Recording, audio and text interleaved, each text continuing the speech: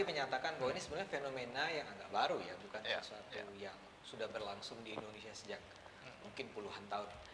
Menurut Anda kira-kira kenapa ini terjadi? Kenyataan bahwa setiap bulan Ramadan ada warung yang buka itu tidak bisa kita ingkari. Itu sejak lama begitu. Tetapi yang berbeda adalah bagaimana masyarakat memberikan reaksi terhadap kenyataan itu.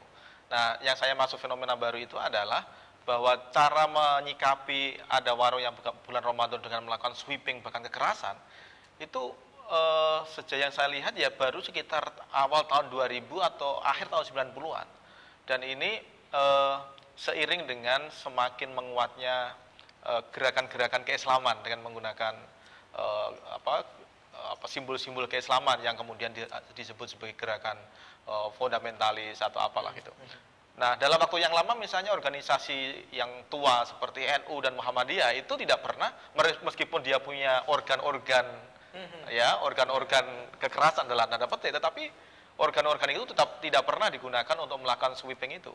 Dan baru pada tahun 2000-an ya, awal tahun 2000 tindakan-tindakan sweeping itu dilakukan. Dan seperti yang tadi saya katakan, ini seiring dengan semakin menguatnya arus islamisasi di negara ini, sehingga tindakan-tindakan atau perbuatan yang dianggap mengganggu Islam atau mengurangi kesucian bulan Ramadan itu kemudian dihilangkan sedemikian rupa. Kalau NU sendiri bagaimana, Mas Madi? Karena Anda dari NU ya? Iya, sejauh yang saya tahu sih paling kiai-kiai NU hanya memberikan sindiran-sindiran, kemudian menyatakan bahwa puasa itu adalah kewajiban, dan kalau ada orang yang buka warung pada bulan Ramadan itu dia mengurangi kesucian Ramadan, tapi tidak pernah kemudian dilakukan tindakan yang ofensif, kemudian memaksa mereka harus tutup dan lain sebagainya. Sejauh yang saya tahu itu kok tidak pernah terjadi. Gitu. Kalau di pesantren Bang Ade, dahulu di siang bulan Ramadan malah warungnya itu buka. Untuk apa? Karena di dalam Quran kan ada ayat wa in kuntum mardha au ala safarin. Kalau kamu lagi sakit atau dalam perjalanan diperbolehkan untuk tidak berpuasa. Ribuan santri ada di dalamnya. Kalau tidak ada warung koperasi nasi di situ, bagaimana anak-anak yang sakit? Saya misalnya 5 tahun menjadi kepala wilayah di pesantren itu, setiap hari hampir selalu ada anak yang sakit. Kalau koperasi warung nasi ditutup, kemana kita mau beli? Dan tidak ada masalah bagi kiai untuk anak-anak sakit ini dikasih makan, dibeliin bubur, dan begitu seterusnya. Karena puasa itu lagi-lagi adalah persoalan individu setiap orang. Tidak boleh dipaksakan dari luar agar orang itu berpuasa. Jadi itu adalah proses latihan yang bisa dilakukan secara terus-menerus tanpa ada paksaan dari luar. Itu adalah kewajiban yang bersifat privat yang saya sebut sebagai hakullah bukan hakul adami itu. Yang menarik adalah misalnya kasus yang terjadi di Aceh. Karena ini ada orang yang tidak berpuasa, mungkin polisi wilayah itu sebenarnya tidak cukup mengerti fikih, lalu dia ditangkap karena makan di siang bulan Ramadan. Akhirnya apa yang terjadi? Orang yang makan ini mengaku dirinya sebagai non-muslim. Padahal dia orang Islam dalam perjalanan. Dia tidak tahu bahwa orang yang sakit dalam perjalanan fa'iddatun min ayyamin ukhar di dalam Quran. Jadi diperbolehkan untuk mengganti dengan hari-hari yang lain. Ada seorang tabiin besar Bang Ade, namanya Ibnu Sirin. Apa yang dimaksud dengan sakit yang menyebabkan orang itu boleh untuk tidak berpuasa? Kalau kuku saya misalnya terkelupas, itu termasuk dalam pengertian sakit, sehingga diperbolehkan untuk tidak berpuasa.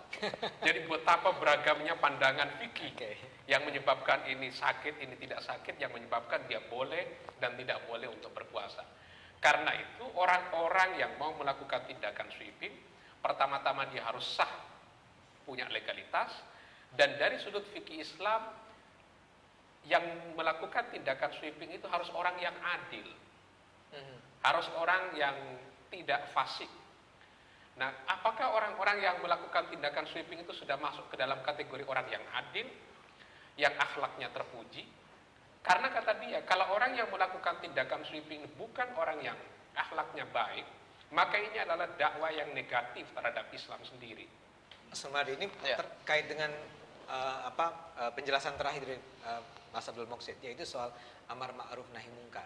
Ya taruhlah ya kita mengatakan bahwa kita mempertanyakan integritas si pelakunya.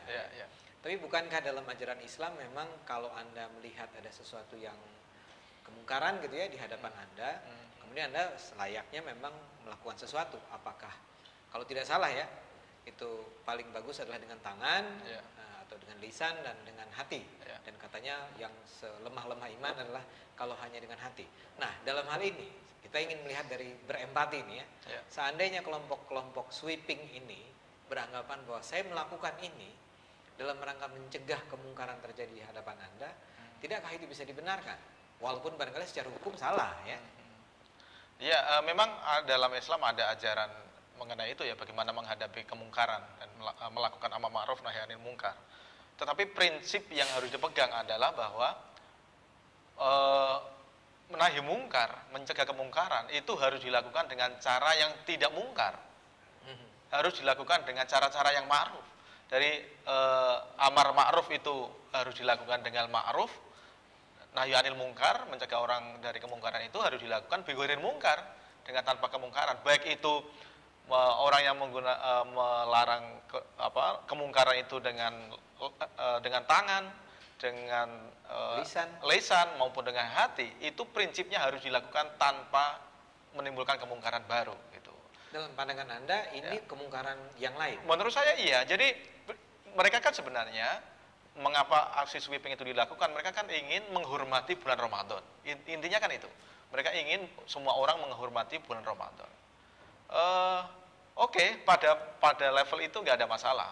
Semua orang kita ajak untuk menghormati bulan Ramadan. Tetapi apakah iya kalau misalnya ada orang membuka warung misalnya karena alasan-alasan tertentu tadi, itu dikatakan sebagai bentuk tidak menghormati bulan Ramadan?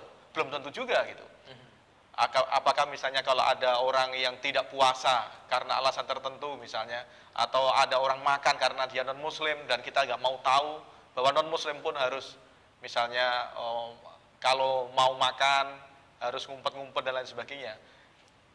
Ngumpet-ngumpet oke, nggak apa-apa, tetapi kalau misalnya ada orang yang makan dan terpaksa kita melihat, itu jangan mudah kemudian menimbulkan ketersinggungan di kalangan orang Islam dan kemudian menuduh orang itu tidak menghormati bulan Ramadan. Oke.